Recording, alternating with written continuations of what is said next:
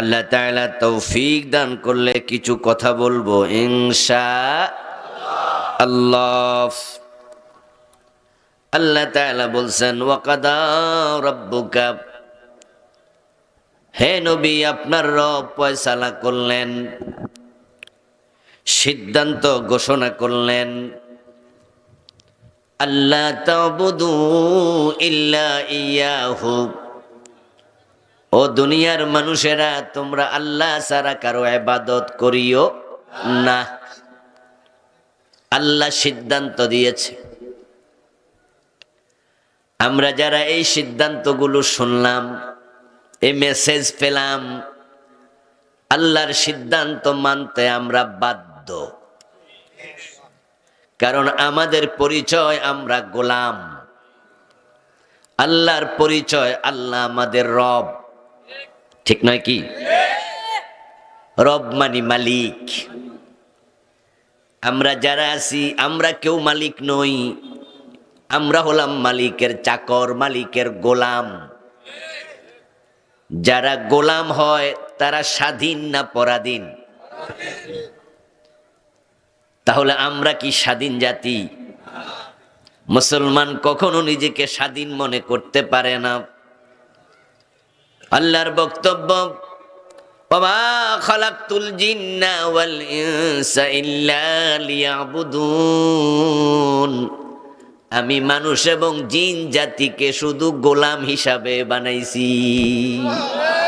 তাদের কামই হলো তারা শুধু গোলামি করবে। আপনারে আল্লাহ বানাইছে গোলাম হিসাবে, তো স্বাধীন আপনি হইবেন কেমনে? ওয়াবুদ রাব্বাকা হাত্তা ইয়াতিয়াকাল ইয়াকিন। অন্য আয়াতে আল্লাহ তাআলা প্রিয় নবীকে লক্ষ্য করে বলেন, অন্য মানুষগুলো শুধু গোলাম নয়, ও নবী মুহাম্মদ আপনিও আমার গোলাম। আপনি আপনার রবের গোলামি করেন আপনার মৃত্যু আসা পর্যন্ত।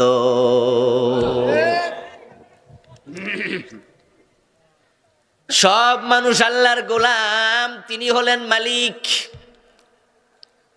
যারা গোলাম হয় তারা পরাধীন হয়।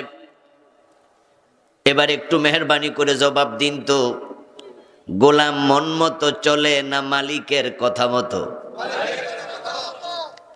মালিকের কথা না শুনলে চাকরি ক্যান্সেল হওয়ার সম্ভাবনাও থাকে। এটা একবারে স্বাভাবিক একটি নিয়ম।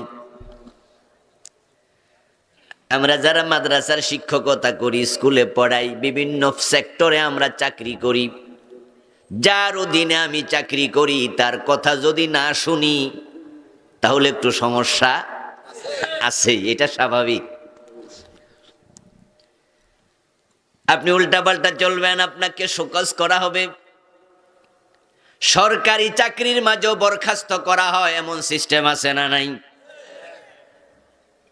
আর যারা বেসরকারি চাকরি করে এরা চাকরি তো বালিশের তলে থাকে, ঠিক না?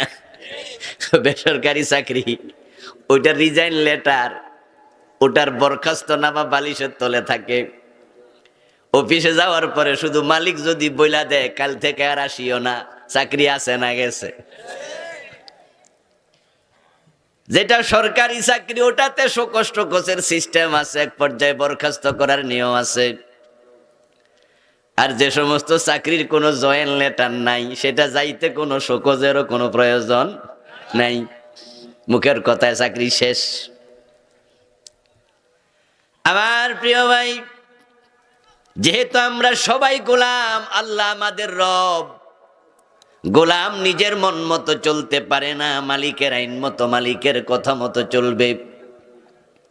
এখন আমাদের মালিক আল্লাহ বলছে, ওয়াকাদা রাব্বুকা আল্লা তা'বুদু ইল্লা ইয়াহু, ও প্রিয় নবীজি আপনার রব আল্লাহ ফয়সালা করছেন, দুনিয়ার মানুষেরা শোনো, আল্লাহ ছাড়া কারো ইবাদত করিও না।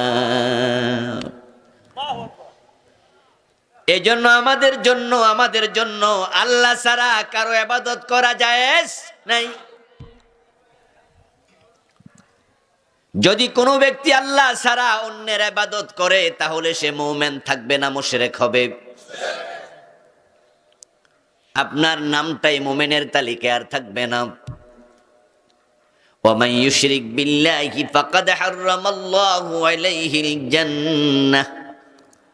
আল্লাহ তাআলা বলছেন, যে ব্যক্তি আল্লাহর সাথে শিরক করবে, মুশরিক হয়ে যাবে, আল্লাহ নিজে তার জন্য জান্নাত হারাম বানাইয়া দেন। যে ব্যক্তি জান্নাত পাবে না, তার মতো হতভাগা দুনিয়াতে আর কেউ নাই। যে জান্নাত পাবে না, তার মতো গরিব, তার মতো অসহায়, তার মতো কাঙ্গাল আর কেউ নাই। আর যে জান্নাত পাবে, তার মতো ধনী, তার মতো সৌভাগ্যবান কে আছে? একজন মুমিনের জীবনের সফলতা ব্যর্থতা পুরাটা জান্নাত পাওয়া না পাওয়ার উপর ডিপেন্ড করে। এই জন্য কোরআন মাজিদে জান্নাতি মানুষের জান্নাত পাওয়াটাকে বারবার কোরআনের বিভিন্ন জায়গায় আল্লাহ বলেছেন, যালিকাল ফাউজুল আযীম, যালিকাল ফাউজুল মুবিন, যালিকাল ফাউজুল কাবীর।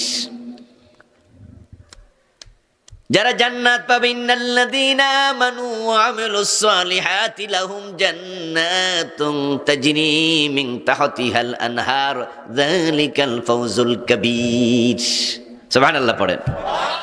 সূরা বুরুজের 11 নম্বর আয়াত।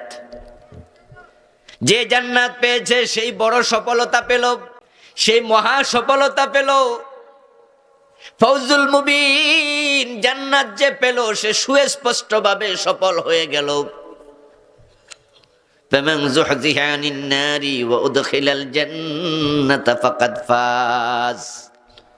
অন্য আয়াতে আল্লাহ তাআলা বলেন, যাকে জাহান্নাম থেকে নিষ্কৃতি দেয়া হলো এবং তাকে জান্নাতে প্রবেশের অনুমতি দেয়া হলো, শোনো দুনিয়ার মানুষ, শুধু এই লোকটাই সফলতা পেয়েছে। যে জান্নাত পায় নাই সে ব্যর্থ হয়ে গেছে।